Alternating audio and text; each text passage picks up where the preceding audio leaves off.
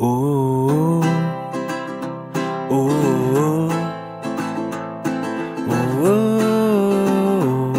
oh, oh. Paroles d'un exilé. Véritable cours d'histoire, cette très belle chanson d'Alexandre Belliard, malgré son air entraînant, évoque l'une des pages les plus sombres de l'histoire du Québec.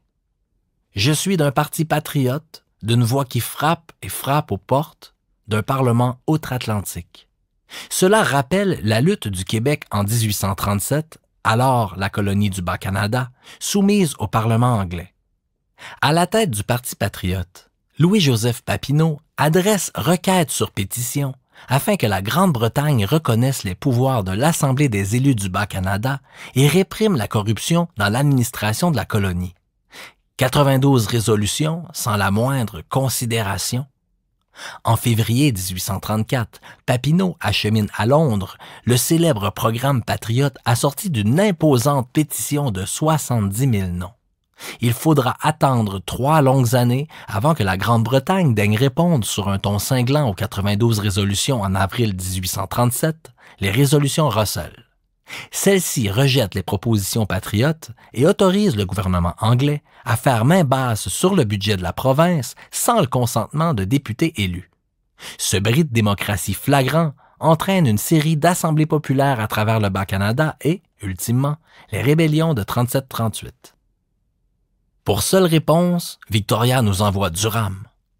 En juin 1837, la jeune reine Victoria accède au trône d'Angleterre pendant que les patriotes jouent les troubles-fêtes l'année même de son couronnement. Le 6 décembre, la Grande-Bretagne applique néanmoins la manière forte en décrétant un régime militaire et en abolissant, en mars suivant, la Constitution du Bas-Canada. Sa Majesté délègue aussi un nouveau gouverneur doté de pouvoirs étendus et chargé de faire la lumière sur les rébellions de 1837, John George Lambton, comte de Durham. Dans son rapport déposé l'année suivante, Lord Durham prône l'assimilation des Canadiens français afin qu'ils se plient à la suprématie britannique et prennent les traits de la race supérieure qui doit, à une époque prochaine, dominer sur tout le continent de l'Amérique du Nord. Ma tête est mise à prix par tous les Colborne, les Gosford, Tories et autres Doric Club. De fait, le parti ultra-conservateur des Tories tente par tous les moyens de provoquer les patriotes pour les pousser à la rébellion et mieux pouvoir ensuite les écraser. Le Doric Club, fondé en 1836, est cette milice anglophone dont les activités visent justement à harceler les patriotes, ce qu'elle fait notamment lors d'une bagarre à Montréal le 6 novembre 1837. Si le gouverneur Gosford hésite à utiliser la force, le général John Colborne appelle en revanche des renforts afin d'étouffer la rébellion dans le Richelieu, puis dans Deux-Montagnes, le 14 décembre, lors de la cruelle bataille de Saint-Eustache. 92 résolutions sans la moindre considération. Pour seule réponse outre les armes, Victoria nous envoie Durham. Acte d'union, ce jusqu'à assimilation. Le plan d'assimilation Durham est mis en œuvre en 1840 par l'Acte d'union, destiné à noyer la population francophone du Québec dans un Canada uni. Le français est interdit dans le nouveau Parlement et toutes les lois doivent être rédigées en anglais seulement. Un nouveau Canadien errant. La chanson d'Alexandre Belliard reprend globalement le thème de celle d'Antoine Gérin-Lajoie, un Canadien errant, banni de ses foyers, parcourait en pleurant des pays étrangers. Celle-ci étant parue en 1842. On pense d'abord à l'un des 58 patriotes, ceux-là même condamnés à mort, puis finalement exilés en Australie en septembre 1839. On songe aussi bien sûr à Louis-Joseph Papineau lui-même, exilé aux États-Unis puis en France jusqu'en 1845. Or, Belliard nous propose un patriote plus déterminé que celui de Gérin-Lajoie, non pas exilé, mais volontairement en fuite, qui a dû quitter miens et patrie, fuir car ma tête est mise à prix, sans doute réfugié aux États-Unis, où il réfléchit au sort tragique de ses frères d'armes moins chanceux.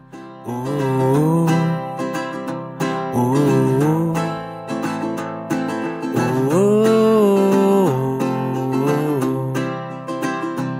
Je suis d'un parti parti patriote, d'une voix qui frappe et frappe aux portes, d'un parlement outre-Atlantique, d'une monarchie toute britannique. Là où le Canadien errant se morfond, déplorant que « ma patrie, hélas, je ne la verrai plus », l'exilé de Belliard nourrit encore l'espoir, malgré tout de même quelques inquiétudes. Mais ne reviendrai-je jamais en ce pays qui m'est si cher? Plus fondamental, la différence entre le Canadien errant de Gérin-Lajoie et le Papineau de Belliard repose sur le destin ultime réservé à la nation québécoise. Là où le Canadien errant voit son pays malheureux, roidissant sous le joug d'une dictature sans issue, le Papineau de Belliard croit voir, au contraire, dans l'émancipation et l'indépendance, le destin inéluctable du peuple du Québec. En reprenant le célèbre aphorisme du poète Gaston Miron, « Si l'indépendance n'est pas faite, c'est qu'elle sera toujours à faire », Belliard se place dans la perspective de tout un courant souverainiste et anticolonialiste des années 60. Justement ceux pour qui cette émancipation et cette indépendance s'inscrivent dans un processus historique inévitable et normal, comme le soulignait René Lévesque au soir d'une défaite référendaire à ses militants déçus. Mais j'ai confiance qu'un jour, il y a un rendez-vous normal avec l'histoire que le Québec tiendra. Pour ne pas finir en prison comme autant de mes compagnons, sacrifiés au pied d'un courant qui n'emportera jamais leur sang. Mes compagnons sacrifiés au pied d'un courant. Au total, 875 hommes sont incarcérés à la prison du pied du courant de Montréal à la suite des rébellions de 1838. Du nombre, 99 sont condamnés à la potence, tandis que 12 d'entre eux monteront finalement sur l'échafaud. Les autres connaîtront l'exil en Australie ou seront libérés sous caution après avoir purgé une peine de prison.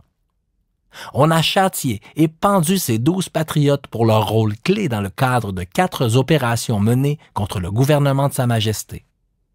Premièrement, le 3 novembre 1838, un groupe de patriotes de Châteauguay entreprend de désarmer et de capturer des adversaires locaux, puis de marcher sur la réserve de Kanawake afin d'y prendre des armes. Le lendemain, à l'approche du village, des Autochtones déjà prévenus leur tentent une embuscade et font 64 prisonniers, tous livrés aux autorités de Montréal le jour même. À leur tête, le notaire et député patriote de la Prairie, Joseph Narcisse Cardinal. Aucunement associé à la rébellion de 37, Cardinal s'engage dans celle organisée l'année suivante, ému des souffrances subies par son peuple.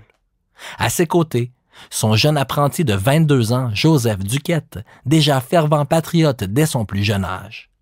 Cardinal et Duquette, le professeur et son élève, finiront pendus côte à côte à la prison du pied du courant le 21 décembre 1838. Je pense à toi, Charline Delagne, je pense à Narcisse Cardinal, je pense à toi, Charles Sanguinet, je pense à François-Xavier Hamelin. Deuxièmement, quant aux patriotes de Saint-Constant, ils avaient reçu l'ordre de s'emparer du village de La Prairie, puis de remonter la rivière La Tortue pour y désarmer les loyaux du comté. Une fois à la maison d'un dénommé David Vitti, il y a un échange de coups de feu lors duquel une balle perdue touche à mort un loyal particulièrement téméraire. Pour ce meurtre, pas moins de 4 patriotes seront pendus. L'habitant de Saint-Édouard et père de 5 enfants, Joseph Robert, le cultivateur de 41 ans, François-Xavier Hamelin, ainsi que les 2 frères Charles et Ambroise Sanguinet. Ces derniers, issus d'une famille noble, s'étaient vus dépossédés de leur seigneurie de La Salle. Désormais fermement engagés dans la lutte contre le gouvernement anglais, ils seront finalement arrêtés puis pendus le 18 janvier 1839.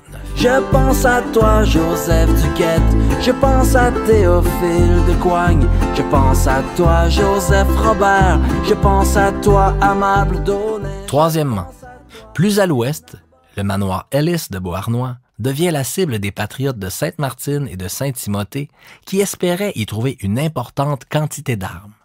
Surpris par l'avancée furtive des patriotes, les défenseurs du manoir capitulent sans faire de victimes. Les patriotes s'emparent ensuite du navire à vapeur Henry Brougham afin de couper les communications avec Montréal. C'est un nouveau succès pour les patriotes, dont les nombreux prisonniers sont transférés au presbytère de Châteauguay. Cependant, des volontaires venus du Haut-Canada dévastent la vallée, libère les captifs et procède à de nombreuses arrestations, dont celle du notaire François-Marie Thomas de Lorimier. Rebelle convaincu et fidèle participant à de nombreuses batailles, de Lorimier avait réussi jusque-là à échapper à l'armée. Cette fois, il n'y échappera pas. Il sera pendu le 15 février 1839 avec 4 autres compagnons d'infortune. Je pense à toi, Rémi Narbonne, je pense à Ambroise Sanguinet, je pense à François Nicolas, je pense à toi, Marie Thomas de Lorimier, je pense à toi. Quatrièmement, finalement, la bataille d'Odelltown du 9 novembre passera à l'histoire comme le plus important et le plus décisif affrontement de cette rébellion de 1838. 600 patriotes attaquent alors les milices loyales réfugiées dans une église. À court de munitions, les assaillants doivent cependant battre en retraite. Des centaines de combattants sont écroués à la suite de cette défaite patriote, dont Amable Daunet, François Nicolas, Pierre-Rémy Narbonne, Théophile Decoigne et Charles Hindelang. Ce dernier affiche un parcours atypique puisqu'il s'agit d'un Parisien familier avec les révolutions européennes, mais qui n'avait sans doute jamais entendu parler du Québec avant de rencontrer des patriotes en exil aux États-Unis. Aussitôt, Hindelang embrasse leur idéal de liberté et se joint au soulèvement de 1838. Finalement capturé, il sera pendu le 15 février 1839 en s'écriant « Vive la France, vive la liberté ». Quant à Daunet et Nicolas, le gouvernement anglais leur voue une hargne plus personnelle, puisqu'ils avaient déjà été acquittés pour un meurtre commis contre un espion du gouvernement. Ils sont aussi pendus le 15 février 1839 pour une simple participation à la bataille d'Odelltown. Selon le journal Herald de Montréal, la Providence favorise évidemment les loyaux, puisqu'elle a livré à la justice un si grand coupable. Personne ne convient mieux à l'échafaud que François Nicolas. Oh, oh, oh,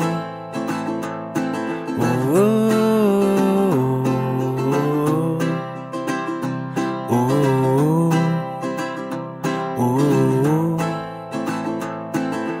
oh,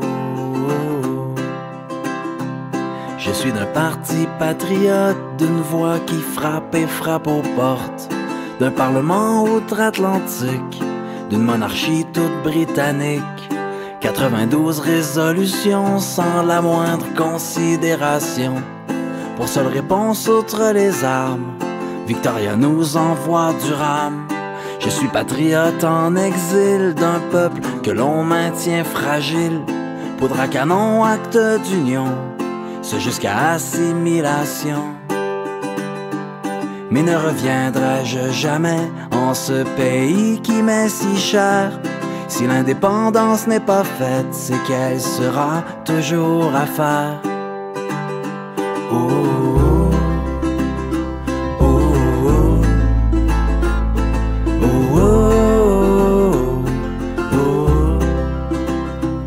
J'ai dû quitter miens et patries, fuir car ma tête est mise à prix par tous les Colborne, les Gosford, Tories et autres Doric Club, pour ne pas finir en prison comme autant de mes compagnons, sacrifiés au pied d'un courant qui n'emportera jamais leur sang. Je pense à toi, Charles Hindelang, je pense à Narcisse Cardinal, je pense à toi, Charles Sanguinet, je pense à François-Xavier Hamelin, je pense à toi, Joseph Duquette, je pense à Théophile Decoigne, je pense à toi, Joseph Robert, je pense à toi, Amable Daunet, je pense à toi, Rémi Narbonne, je pense à Ambroise Sanguinet, je pense à François Nicolas, je pense à toi, Marie Thomas de Lorimier, je pense à toi. Ouh, ouh, ouh, ouh,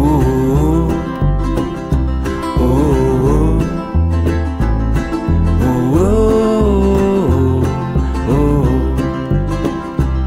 Mais ne reviendrai-je jamais en ce pays qui m'est si cher?